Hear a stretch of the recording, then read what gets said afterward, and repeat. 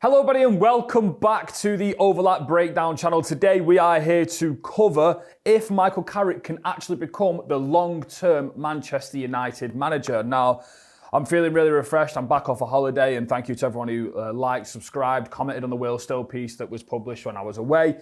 And please do not forget to drop a subscription below to the channel. We're trying to hit 50,000 subscribers before the season wraps up this month. So please, if you aren't subscribed, make sure you do so. We're still roughly around 80% of viewers not subscribed to the channel. So today we're going to speak about something which has been on my mind for, again, another couple of weeks, months even. And now we're going to speak about Carrick long term. Since I've been gone, Manchester United have still been winning football matches, still been, ticking along. UCL is now in the bag, coming off a big win against Liverpool with some topsy-turvy, a little bit performance levels in there. Again, against Brentford, similar things. So it's always been this debate about Michael Carrick's Manchester United of how good really are they? How good's their data? Is this performance level sustainable? Can this win a league title? Can he become Manchester United manager? And hopefully today, we're going to try and dissect all of these questions. And to do that, we're going to start off with what we're actually doing on and off the ball. I'm going to try and structure this very well. And first of all, I want to speak about, most importantly, why this version of Manchester United under Michael Carrick is, in my opinion, a complete adaptation to the players' qualities. And the thing that we are seeing right now at Manchester United is not the thing that we would see long-term under Michael Carrick, because I was a very, very big fan of his Middlesbrough team over the 3 years he was there, and I watched them pretty religiously, and I've got quite a decent understanding of what they did, what that compares to this Manchester United team, and what the scalability of that football looks like. So at Manchester United, we've not really seen them be a massive possession-dominant team, but often in the goalkeeper build-up, there is somewhat of this 4-2, two sort of split strikers like that with one Bruno, one Sesko, or even Mbumo. And they are pretty fluid in terms of the runs off the ball. The simplicity behind each movement is pretty clear. We're often looking for these runs inside. We're looking for this really narrow, congested runs through the centre. A lot of long bursting runs, a lot of double movements, a lot of one drops in, one runs beyond. In front of the centre-halves, we are looking for two players like this, and they are often very, very close together, because that means that if you just push on the opposition press, I've got a lot of quotes from players, I've done a lot of research, a lot of quotes from players to talk about different instructions that Carrick has placed into his teams and why them certain things are happening. And a lot of them do cross-translate into the Manchester United team. So, again, often quite a narrow, tight together double pivot. This means that the two forwards have to stay pretty narrow to mark not only the jump from the centre-half to the midfielder and block that passing lane, but if they're very close together, it opens up these wide pockets of space to find these really straight-through balls through the pitch. So if we're looking at it, that's what Manchester United are doing in deep build-up, but the solutions are always short, as we mentioned, long busting runs in terms of the games against Liverpool, Manchester City, Arsenal, even in games where we're just slightly pressed against the ball like Brentford, there is quite a clear plan to also hit the space that's going long. Now, I want to talk to you about why this, in my opinion, is an adaptation to what Carrick has done. And to do this, I went back and watched an England FA video that Carrick sat down with the FA and did. And he was asked about his idea of football. What is your idea of football? And this was when he was, I think, assistant manager under Ole Gunnar Solskjaer at Manchester United in 2020. So he said, spaces to attack is really my main focus when watching football matches. Whether that's looking at how to attack when the goalkeeper has got the ball, where the space is, and how we can build through the pitch. It's also about having an idea of how we can hurt the opposition from all areas of the pitch. That's my first thought. My instinct always takes me to that. Within that, there is observing the general game, how the opposition's set up and what their strengths are. And that, for me, is pretty, justifiable to what we're doing. I've mentioned this quite a lot, and it's often talking about what Manchester United are doing off the ball and in the transition, which, in my opinion, this squad is still a big space squad. If I just go through some of the players, Cunha, Mbumo, Sesko, Bruno Fernandes, Casemiro. These are players that, in my opinion, play best when they're either launching balls into bigger space or running through into bigger space. And that, for me, is something we always highlighted when we analysed Sesko, Mbumo, Cunha, all to Manchester United when they were signed. Casemiro is someone who is, yes, a little bit more of a stopper in front of the defence, but them long bursting balls and behind these long stretches of balls have always been one of his unique sort of attributes. Same with Bruno Fernandes. When he's got bigger space to hit with the forwards running ahead, then he looks and performs better. Hence why he's going for the assist record currently in the Premier League. So for me, this is an adaptation to what Michael Carrick is doing. Now, I've got some game examples to show you on your screen just before we talk about the differences between him and Middlesbrough and what this looks like long term. If I just show you this example from the Liverpool game, and this is all in the build-up to the Sesko 2-0 goal, we can see that Manchester United are sat in a 4-4-2 deep zonal block. Now, keep your eyes, throughout these screenshots, keep your eyes on the positioning of Matheus Cunha and Bryan Mbeumo and how narrow they are, but also they are congesting the centre. But when there's a turnover of possession, how fast they're looking to break in behind. And Bruno and Sesko both have that same idea, which is to arrive into the final third. And most of the time, when Manchester United are transitioning against these teams who like to pin them back, if you think about the Brentford game, Keane Lewis-Potter in that game, for example, playing very high. Now, when Manchester United have got Cunha, Mbeumo, Ahmad on the wide pockets of the box like this, if we just sit them back deeper as if they are defending off the ball, when they are often playing narrow like this, if the fullback is pushed on against the winger like this, then yes, they will track them deep into their own half, but there is a risk reward to be played at here. If that player is pushed all the way on into here, there is a gamble from Manchester United, both under Michael Carrick now and in previous years, for these players to stay forward. Because when the ball is turned over, the space is in that part of the pitch. It's behind the midfield of them when the fullbacks are pushed on.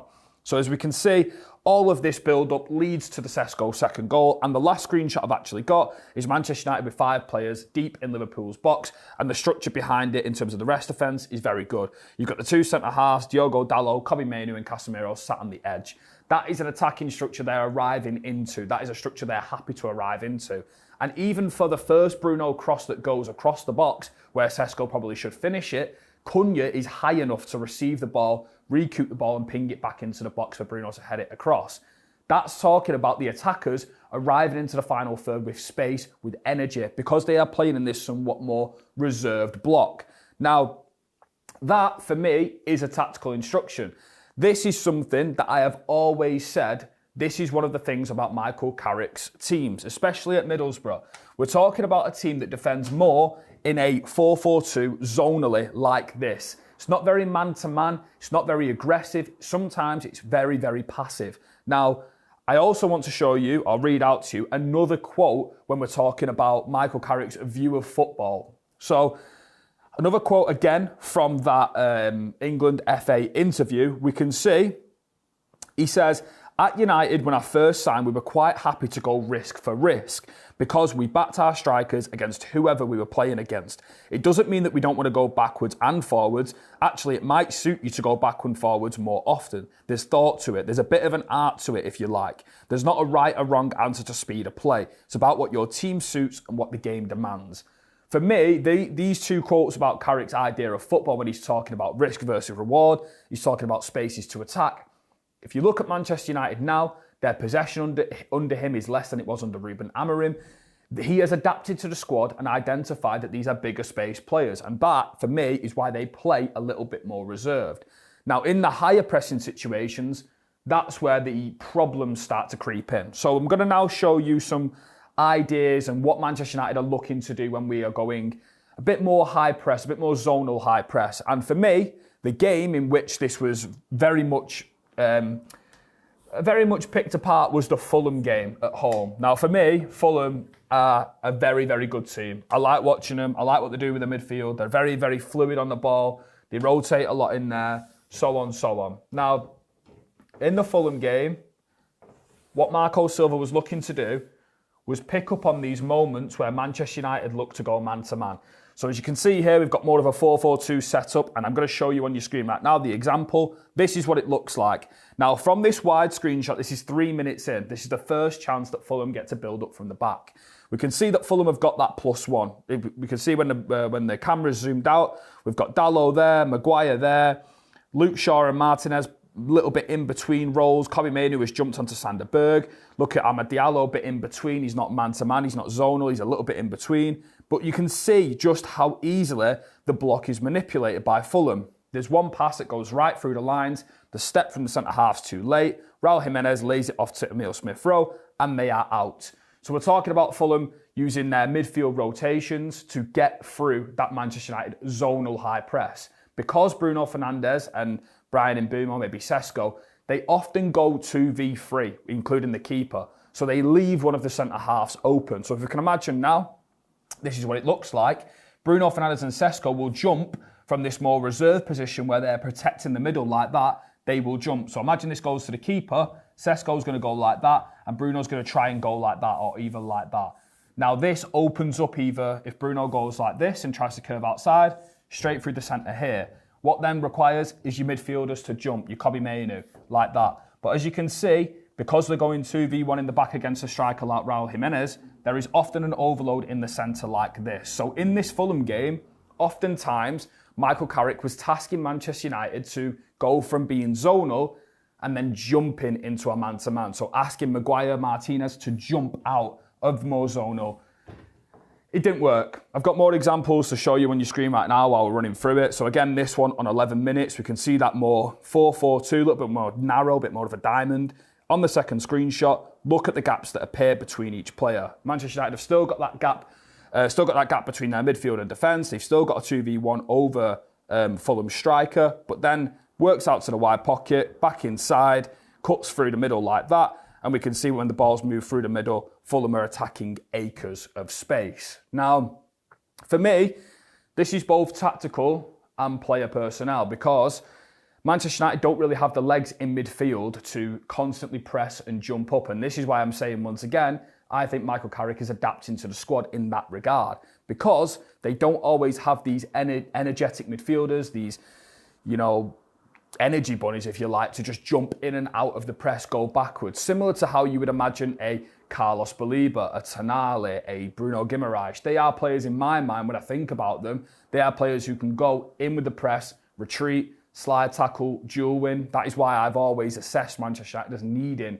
an energy bunny in there. But at the moment, it looks to me that there is a bit of in-between from Michael Carrick, mostly because, in my opinion, that the squad's not there.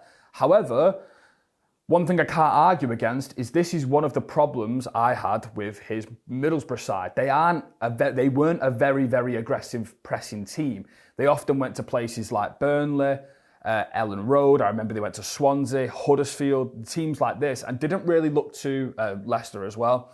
Didn't really look to press very high. It was a lot more 4-4-2, zonal. I'll throw some screenshots up on your screen to show you that when Burnley were coming out with the ball with four defenders playing it around them, the wingers were very much tucking inside, protecting the centre and gambling when needed. So I've got an example here to show you when we're talking about these risk and reward moments. We can see this screenshot from the Brentford game where we're going at 2-0. 3v2 against Brentford's two centre-halves. This is coming from a risk-reward position from United. The wingers, the fullbacks, the strikers, the midfielders staying a little bit high. Again, the first goal we scored against City, Michael Carrick's first game, 4v2 on City's backline. Again, the 3-2 against Arsenal, we can see we've got 5v4 against Arsenal's backline. These are all in these semi-transitional moments where the ball is being lost, won, risk, reward. The Liverpool game, as we've spoken about before, players staying a little bit high to capitalise on that for the Sesko second goal. But then if I show you what it looks like, it was the same at Middlesbrough. So again, example here on your screen, we're looking at the Norwich game. Middlesbrough have turned over the ball, or they've given away the ball. And we can see that 5 of their players are behind the ball in this picture. It's worked back, and we can see on this second screenshot, look at Jonathan Rowe, I think it is, for Norwich City. Look at how deep he is, or high up for Norwich he is in comparison to Sam Greenwood. That's a position you would often consider with Mbeumo, Cunha, that little bit more touch-high position, just ahead. What happens is Norwich turn over the ball, and because Middlesbrough have got them players forward, in that rest attack, if you like, Sam Greenwood is in behind his right back to finish the goal in complete open space. So for me, there is problems with Michael Carrick's setup off the ball when we're talking about the jumping, we're talking about the energy, we're talking about the intentions. But I don't think this team right now can go man-to-man across the pitch simply because they don't have the midfielders to do it. I'm not saying, however, that if they do get the midfielders to do it, he's going to commit full man-to-man. Because again, I saw different over 3 different seasons at Middlesbrough that he sometimes didn't. There were certain games he went man-to-man. I think I remember one game against Leicester in the King Power. He was praised for doing it. But there wasn't much man-to-man. It's a very much more 4-4-2, sit off, zonal, gamble on the transitions, attack high, reserve the legs lower.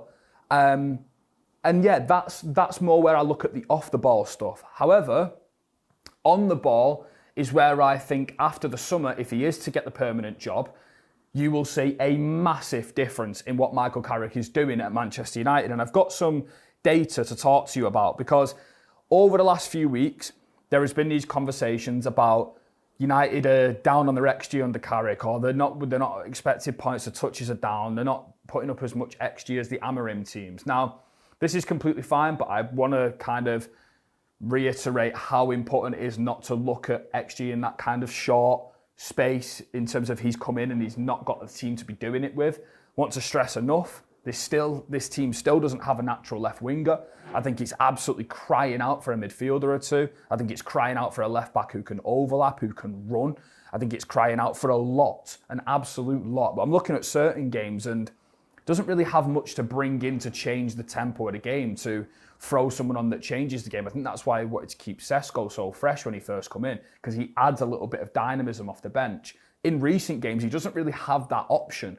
Ahmad or Sesko have really been the only ones either way that can bring you a different dynamic into the team who he trusts enough. So I'm going to show you on your screen right now what his Middlesbrough team looks like on the underlying numbers for each season he was there. I'm going to keep in mind that the 22-23 season has obviously started from when he's took over at the club. So we can see games won, third, goals first, expected goals first, possession third, 10 pass open play sequences third, direct speed, very, very critical this. Think of how energetic and how direct Manchester United have been under him. 19th for direct speed, so the 5th lowest in the Championship since he took over the club. Build-up attacks, 3rd. Passes per sequence, 3rd. Sequence time, 3rd. Clean sheets, though, 21st. And passes successful, 3rd. I think the only 2 clubs who trump him in that first season when he took over at Middlesbrough were Swansea, who were managed by Russell Martin, who we all know completely loves this idea of slow build-up and keeping the ball all means necessary. And the other club was Vincent Kompany's Burnley, who were one of the best teams in Championship history, in my opinion. We look at the next season, there is a slight dip. Goals, 6th, expected goals, 5th, possession, 8th, 10 plus passing open sequences, 5th, direct speed, still knocking about 17th, build-up attacks, 4th, passes sequence, 4th, passing sequence time, 6th, passes successful, 5th. So we're still looking at a team that even over the summer are still playing slow football. They're still controlling games. They're still scoring goals to a decent level. They're still creating chances to a decent level. There's not really been a shift there in terms of when he's come in, he's implemented a slow build-up team, but then he's also had the summer, come back, and they're still playing that brand of football. But slightly, a little bit of a dip. He comes back then in his 3rd and final season, and we can see that goals 4th, expected goals 3rd, goals conceded 10th, expected goals against 13th, but the possession still 5th, 10 plus passing open play sequences 3rd, direct speed again 20th, build-up attacks 2nd, passing per sequence 3rd, sequence time 5th, passing successful 3rd. This is a team that looks completely different to how Manchester United look right now. And that team, I'll explain to you as much as I can on the board, that team is one that sits in this shape right here, where it's almost a 4-3-3, and they used different mobile centre forwards, whether or not it was Latte Lath, Morgan Rogers. I talked about this a lot when Carrick first got the job, but what they're looking for often is this idea to shift along the midfield. So we often had 2 sitters, and then these players would move like that. They would then push forward their aggressive left back. So we're thinking, this is currently Shaw doing this role. This role is huge. They had Ryan Giles at Middlesbrough, one of the best left backs in terms of creating in the time that he was at Middlesbrough. He was holding the width very, very high. Luke Shaw isn't the type of player to do that. But if you think about moving them inside, in theory, Manchester United would have Cunha, Bruno in between the half spaces. We would have an aggressive left back, whether that Patrick Dorgu, it can change. If this is a good left winger who likes to hold the width, maybe that can stay there. Maybe someone like Marcus Rashford, I'll just throw a name out there, why not? And maybe this left back is someone who's a little bit more technical inside the pitch like that. It could change. But then they shifted it along like this, got the three in the build-up. They had Zach Steffen, very, very comfortable ball-playing goalkeeper, obviously from Manchester City. And they played in this system. They had Hayden Hackney in the middle, and they were looking to play through the smaller spaces in midfield, cut through the smaller spaces. They weren't a team that were very frantic on the ball. They weren't a team that were very aggressive. If you just go and watch all the goals, the amount of cutbacks they score, often there were times where it was all about the wide overloads. It was all about sometimes even the striker moving off the centre line. This is why he likes Mbeumo so much, because sometimes he used Latte Lath, Morgan Rogers up there, who were more these players who can play back to goal, receive it straight through, and then play like that. Sesko still does that now, but we're looking for a player to be a lot more mobile. If the ball goes out to the right-hand side like this, and it's Isaiah Jones, for example, at Borough, then we're looking to go out and create these overloads here. We're not really seeing that right now from Michael Carrick's team, but that is the tactical philosophy of Michael Carrick. They're a slow build-up team, and we can see that over 3 years of data at Middlesbrough. It's really interesting when you throw that into what Manchester United are doing currently. There's not too many similarities at all in terms of the way they are looking to use the ball. The structure is still very much the same, in fairness. We usually have Diogo Dalot sitting at right centre-half, Maguire shifting into the central centre-back position, and Aiden Heaven mostly, and Lisandro Martinez playing as this third centre-half on the left. And we often have Casemiro and Kobbie Mainoo, who are mostly used in tandem. So if the ball's on the right-hand side with the right centre-half, then we go and look to try and create these triangles, these overloads on the sides. And to be fair, in the earlier games, we saw a pretty clear idea of what Carrick was trying to do. And I think personally that was overloading certain areas of the pitch. And if we just go and sort of cram the board as if we're playing like this is often what Manchester United were trying to do. And they were trying to play between the harder spaces, the most dangerous spaces, the spaces on the pitch which are hardest to get to, hardest to break through. And I think they used that with sort of the one-touch combination play of players like Kobbie Mainoo, Matheus Cunha, Bruno Fernandes, Patrick Dorgu even. Obviously the goal we scored at the Emirates from Patrick Dorgu's crazy volley was a situation in which they just overloaded a certain space, maybe going 5v4 in a small-sided game and looking to play through that space. Now, at Middlesbrough, there were elements of that small space quality, but in my opinion, they were much more of a slow-paced possession team. And I've got some quotes here from Hayden Hackney talking about the use of Carrick's midfielders and what he wanted their intentions to be. And he said, Michael would just let me play. You could speak to him about anything. You'd never known he had won a Champions League. He played in the same position and improved my all-around game. He helped me so much. He'd always talk about your first touch, and that stuck with me. He wanted the ball almost stuck under your body so you can make a quick pass without moving or rearranging your feet. It catches defenders off guard, and even if they predict it, the ball has already gone too quickly. What he's mentioning there, Hayden Hackney, is a bounce pass, basically. It's a first-time pass. And we're talking about the third-man combo. And to be fair, we've often seen Bruno Fernandes do this. We've seen Kobbie Mainoo do this. And it's simply just face your hips, open up once you receive, and you pop it up. And one runs off the other. And he's saying that he always wants the ball to be stuck under your body. He always wants you to be prepared for that next action, which, again, we're talking about these small details. Michael Carrick is improving players, whether you like it or not, at Manchester United. I think recently, in the past 3 or 4 games, has been some of the best football I've seen Kobbie Mainoo play in terms of the intentions on the ball, in terms of how physically robust he is, in terms of the way he's eating up ground, getting himself involved in duels, his temperament on the ball, everything. And I think that is partly down to what Carrick is giving him. Obviously, he also said he wants the two centre-mids to play really close together, which was weird because at first, as a kid growing up through the academy, you wouldn't stand close to each other as a rule of thumb. But he'd say, whenever you're being pressed, there's always 2 of you. It makes it almost impossible to press. In these games, you'd think this is actually working really well and they can't get anywhere near us. So again, we're talking about using them really, really tight midfield double pivot like this. And what we're doing is, I mentioned this before, is if the two centre forwards are trying to press, or they have to press a little bit more narrow on the back, then it opens up these longer streaks of vertical lanes, basically, for players to play into. So if you can imagine that the opposition are trying to curve outside, so if the winger's dropped and he wants to receive there, because the midfield is too narrow like that and pinching together, once he curves outside to block the pass to the left back, there is that space. And then obviously if he sits more narrow in a 4-2-4 block where they just guard the centre like this, then the ball can go out like that to a player like Matheus Cunha. And that's what we saw a lot of against West Ham. They blocked the centre really well. And this is where I obviously come back to the likes of the player recruitment, because if we are playing around the block like this and we are opening up these passing lanes to either go directly from the centre half to the midfielders, which is what we mostly have been doing in fast attacks with Lisandro Martinez, Bruno, Kobe, Cunha, then we need a plan B, which is obviously on the left-hand side, having that more direct profile to get the ball there, turn, face forward and create threat and go 1v1. But it doesn't just stop there for Hayden Hackney. He also says, when we would play longer balls from behind, he'd stop the drill and say, no, keep it nice and flat. So if we're talking about what Manchester United are doing now, if we're talking about Hayden Hackney's reactions to some of the stuff that Carrick was coaching at Middlesbrough, they're very different things.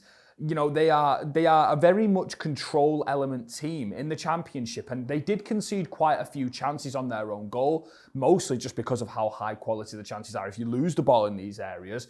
But for me, it felt like at Middlesbrough, that is a completely different sort of vein of football, what is being coached here and then what is being coached at Middlesbrough. And I think you're going to see a little bit more of a development in that respect. And I think mainly it's just the idea that I think Manchester United need good wide profile in the summer. I think they need a left winger who can take the ball 1v1, up and down, inside, outside.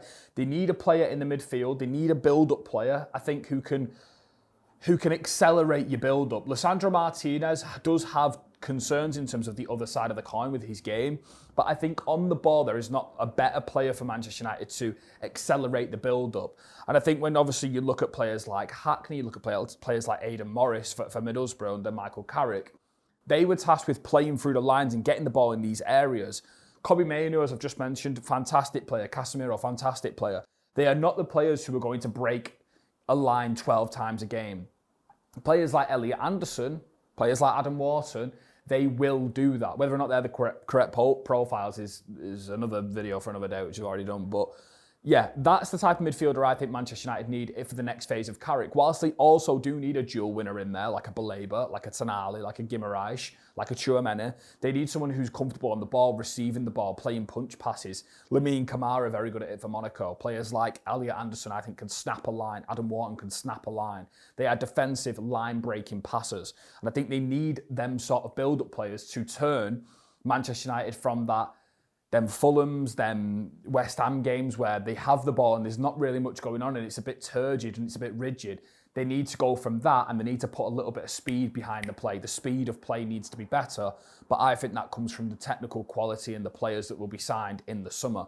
I just don't think right now he has them players, and maybe I'm lying to myself here, maybe I'm guessing, maybe I'm hoping, but I just think that the Middlesbrough team that I've seen is when they have the wide players of a good level for the Championship, when they have the central midfielders for a good level of a Championship, this team looked completely different. They looked ferocious. They looked to play through any team. They looked to play through the centre. They looked to attack big space. They looked to also break teams down, overload wide spaces.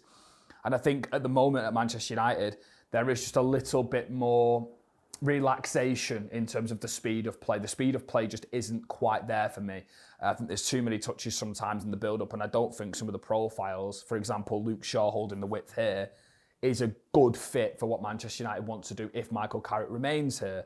But I do think the recruitment has to be so spot on this summer, because I think they are going into it with really good strength. But yeah, I've covered Michael Carrick on the ball. I also wanted to just, before I move on to the last bit, I also wanted to talk about Michael Carrick actually getting scrutiny for the style of play that we are talking about here, which is this overly possessional style. And I want to touch on how he was actually getting stick for that at Middlesbrough in comparison to at United now, where he's barely even leaning on that idea to dominate games with the ball. So, quote for you right now. So Carrick was asked to change his style after 1-0 loss to Sunderland, and he said they had 63% possession and didn't score a goal. He said there's a way of playing. We bring players in to play a certain way and play to their strengths. So we're not going to flip that on its head this early into the season. We could do things better, the way we were around the box and our movement and our ideas, but it's not time to rip it up and start again by any stretch. We've lost 3 games in 19. It's time to take a deep breath and keep doing what we're doing. We're still creating chances. We didn't create enough towards the end of that one against Sunderland, but in general, we are. That's the magic of football. Each end of the pitch, we're not giving much away, and defensively, we're pretty sound. We're just not capitalising on them big moments. So even when he was asked at Middlesbrough to think about changing his style, which is not the current style Manchester United are playing, he didn't want to because it suited that type of squad that he had at Borough. The problem is if this idea of what he's doing right now at Manchester United to win points isn't shifted enough with the summer recruitment, then what happens if Manchester United are still having less than 50% of the ball? Is that a sustainable game plan? And that's what a lot of people come back to. I think a lot of people talk about variance and stuff like that. But for me, Manchester United are at their best in the games where they are playing, attack for attack, risk for risk. And I fully understand that to some people, it might be very risky, but Michael Carrick has adapted quite a lot across these games. I think if you look at the games against Bournemouth, the games against West Ham, the games against Palace, Villa, they're very different in terms of the way they look against, the likes of Manchester City, Arsenal, Liverpool. They're very, very different. And I've researched so much about Michael Carrick in terms of the information he was giving to his players at Middlesbrough, the information he was giving to his players at Manchester United. They're very different things. At Middlesbrough, there was often this time of he was telling Middlesbrough players where to stand, what to do, and giving them information and making sure they knew exactly what movements to make. And that was after the pre-season. If you look at what he's saying to the Manchester United players, it's all about key detailing, letting players play a little bit more free and off the cuff. And I know that sounds really lazy tactically, but coaching isn't all about the tactics. It's about platforming individuals, how to get the best out of an individual. Can you get that 10-15% out of them just by letting them play that little bit more freely? And Carrick's even got a quote in terms of talking about players playing more freely. I think you could put on a safety catch on a little bit. Play within yourself and play just to survive and get through it. There is so much untapped potential when you let things go and be a little bit freer. I speak to the boys about that. Just backing yourselves and believing in yourself. It's not always such about coaching. Sometimes they need less coaching.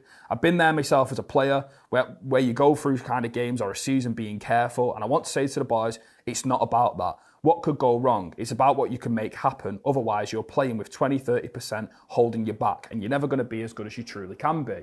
So if we're talking about, the ideas of what Carrick is giving them players, I think he's opening up these ideas of some of these ridiculously good performances. I think if you go and tell Aidan Heaven whilst I think Aidan Heaven's absolutely brilliant, if you go and tell him to go man-to-man against the number 10 of the opposition, you're going to tell him to invert into the midfield when he's doing that. No, just let the boy play. Just let the boy defend, let the boy play with the ball, let him take risks on the ball, let him carry the ball, play the ball. The same with Cobby. When Cobby's in there, he's playing with that little bit more free nature. He's not so much focused on, these really big intricacies of, zonal marking and jumping out to this, that and the other. I think he's got the problem solvers on the pitch. But like I've said, I think there is a lot to talk about with Michael Carrick's Manchester United and what it looks like long term. I think for me, in conclusion, I think more than any managerial appointment this summer, I think Manchester United's summer recruitment is bigger. I think it's well bigger. I think if you look at the Manchester United manager candidates, you're looking at probably Iriola, Michael Carrick, maybe a couple more who come to my mind, maybe I can't even think of any, but there's not that much of a variance between them managers where you're trying to reduce risk. The manager you're bringing in is trying to reduce risk. And I think so far, Carrick has reduced the risk enough to warrant and deserve a shot at it. The problem is obviously how many years does he get, this, that and the other. But I think if you give him 200 million in the market or 250 million in the market, give him 3 midfielders, a winger, a left back, I think automatically you see a drastically different Manchester United team. And I think overall, it's one of the most important times in Manchester United's recent history because we're going into a position of strength where we have the ability to attract players with UCL. We've got a manager who everyone's talking about in terms of Kobe Mainoo's saying they're going to die for him on the pitch. You don't just say that, do you know what I mean? Mateus Cunha's comparing him to Sir Alex Ferguson. There's just a little bit of a gravitas towards him. And I think it's really interesting because sometimes when Manchester United have a dip, maybe the press and the media are trying to extract a little bit of a bite from Michael Carrick, a little bit of a reaction.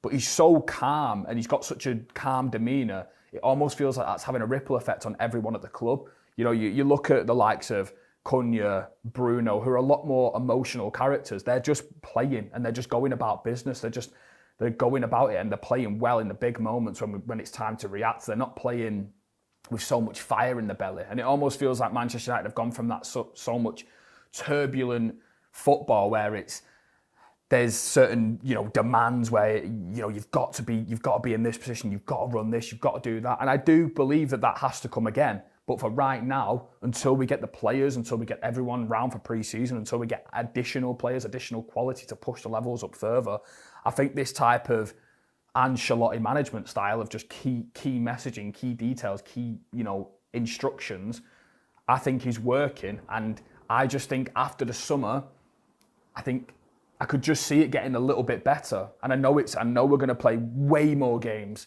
next season. But I could just see it getting that little bit better for me. And I think fans are often critiquing the squad that he's currently playing with. We've got no left winger currently.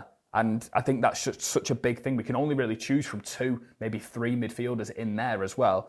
And I think you see the drop-off when just one player's injured. So whilst we were critiquing the squad under Ruben Amorim, I think it's very fair to do the same with Michael Carrick, even though he's gone on a tear of picking up the most points since he's become Manchester United manager. So, interim manager. So yeah, I think this is a really interesting topic. Just before we wrap up, I obviously mentioned, in terms of the direct speed, in terms of all that stuff with Middlesbrough, I can show you now the Manchester United one, which is goals first, expected goals 9th, obviously games won first, possession 12th, so that's in comparison to, some of the ones he had at Borough where it was 3rd, 4th. 10 plus passing open play sequences, 4th, direct speed 13th, so again, that little bit more,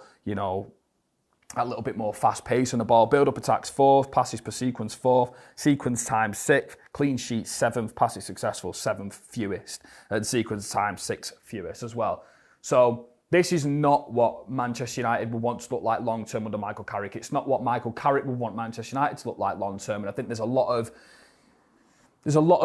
context to be understood in what's going on right now at Manchester United and with Michael Carrick, and I think the way that he's playing isn't what we're going to see next season. But who knows? I think it's a really, really important time at Manchester United. I think most importantly, they've got to get the summer recruitment right. I think if we're talking about reducing risk, I think is there more risk in Iriola than there is in Michael Carrick, potentially.